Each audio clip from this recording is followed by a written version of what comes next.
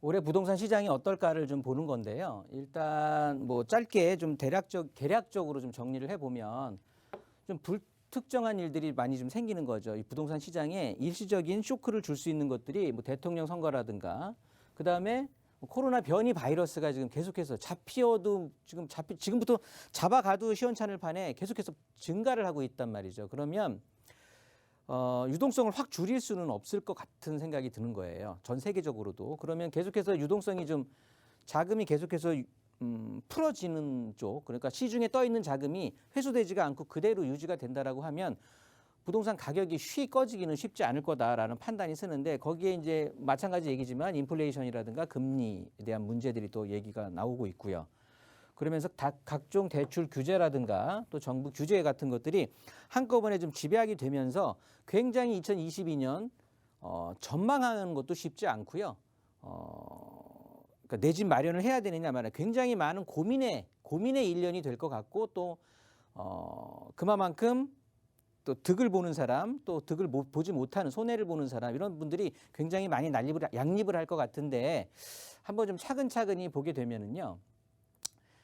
일단은 저는 결론적으로 올해의 상승을 할 것 같아요. 우상향은 계속해서 유지를 할 것 같은데 그것들을 받침으로 어떤 것들을 제가 좀 생각을 드냐 하면 일단 제가 언급했던 것처럼 코로나로 인해서 지금 여야를 막론하고 추가 금융 지원 정책을 준비를 하고 있다란 말이죠. 몇십조 원들을 준비를 하고 있는데 이 돈 시장에 풀린다고 하면 지금 같은 상황에서 뭐 저 같아도 그럴 것 같아요. 당연히 현물 시장으로 현물 가치를 대변할 수 있는 기준점이 될 수 있는 부동산 시장으로 당연히 흘러들어갈 수밖에 없다고 표현이 되는 거고요.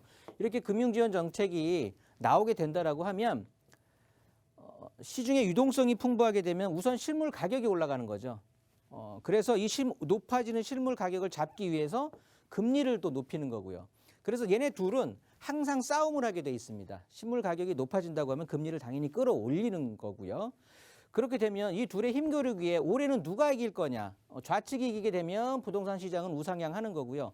우측이 이기게 되면 부동산 시장은 하락에 접어드는 건데 지금 전 세계적으로 그리고 우리나라에서 지금 계속해서 얘기되고 있는 이 지원 정책이 계속해서 유지되는 한 아무래도 실물 가격의 상승에 더 우세권이 좀 들어가지 않을까라는 판단이 서기 때문에 금리 인상에 대한 실물 가격 하락보다는 이 풍부한 유동성이 기대은 실물 가격 상승에 대한 면이 더 부각될 것이다라고 저는 판단이 되고요. 좀 풀어 말씀드리면 일단 금리 쪽을 좀 한번 더 짚어보려고 하는 건데요. 이 금리 인상이 된다라고 하는 건 말 그대로 실물 가격 하락을 야기시킨다고 보시는 게 맞는 건데요.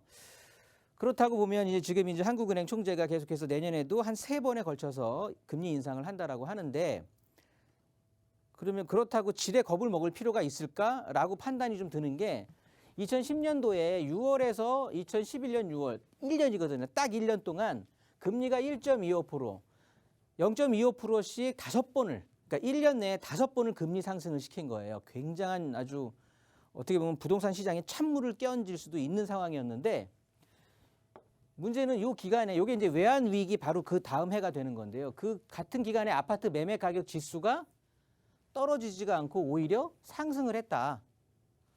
보시면 2005년부터 2008년까지는 외환 위기 바로 직전까지는 기준 금리가 2% 오르는 동안 금리를 2% 오르는 동안 매매 가격 지수가 20포인트 오히려 상승을 했다는 소린 거죠. 이게 뭐냐면 뭐 아무리 강조해도 지나치지 않는다고 봅니다. 무슨 소리냐? 집값을 안정시키는 건 주택 공급이에요. 그래서 물량 앞에 장사 없다라는 소리가 이래서 나오는 거고 이 주택 공급에 대한 그럼 시그널을 우리가 좀 봐야 되는데 일반적으로 아파트 공급의 양대 축이라고 할 수 있는 건 정부에서 공급 정책을 해서 뭐 개발 사업 등을 통해서 신축을 공급하는 방법 하나하고 민간 시장에서의 기존 주택으로 구분 지을 수가 이제 있는 거겠죠. 즉 일반물이 매매로 나오는 거. 그렇다고 보면 정부 공급부는 지금 3, 4년 뒤 3기 신도시를 포함해서 3, 4년 뒤에 그때나 예상을 해볼 수 있는데 그나마 서울은 제외가 되는 상황이거든요. 민간 공급은 아직도 이 세금 중과 때문에 여전히 좀 안개 속에 아직까지 활발하게 나오지 않는 상황이 되는 거니까 거래량이 요즘 줄어든다고 해갖고 뭐 시중에서 굉장히 많은 말들이 많은데 정상적인 시장에서는 거래량이 증가하면 가격 상승하는 거고요. 거래량이 감소하면 가격 감소하는 거예요. 그런데 지금은 비정상적이라는 거에 포커스를 맞춰 보시고요. 즉 사지도 팔지도 못하기 때문에 거래 가능 물량 자체가 감소하는 거거든요. 그리고 그나마 이루어지는 것들은 특수관계 거래가 이루어지기 때문에 우리가 시중에 있는 지표로 삼기에는 좀 아니다라고 판단이 되는 거고요.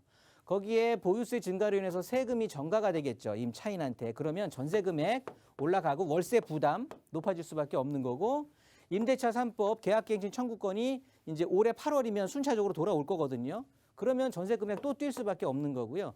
거기에 사전청약 포함해서 청약 대기자들이 계속해서 전세 무주택자 자격을 유지할 거기 때문에 이런 것들이 다 모아진다면 나중에는 그러니까 올해는 우상향 곡선으로 흐를 거다. 거기에 지금 토지보상금 준비되고 있죠. 부동산 시장 당연히 유입될 거고 거기에 주택 공급 부족하고요. 전세가 상승의 조짐 등 이런 것들이 좀 보이니까 수요는 위축이 되더라도 저는 우상향 예상을 해볼 수 있는 거고요. 그리고 무엇보다도 주택 가격의 관계 지수가 가장 높은 게 이제 GDP라고 볼 수 있는데 GDP가 지금 4% 상승 예상이 되니까 물가 상승률 감안하면 전 올해 5%에서 6% 정도 상승할 것이다라고 판단을 해보겠습니다.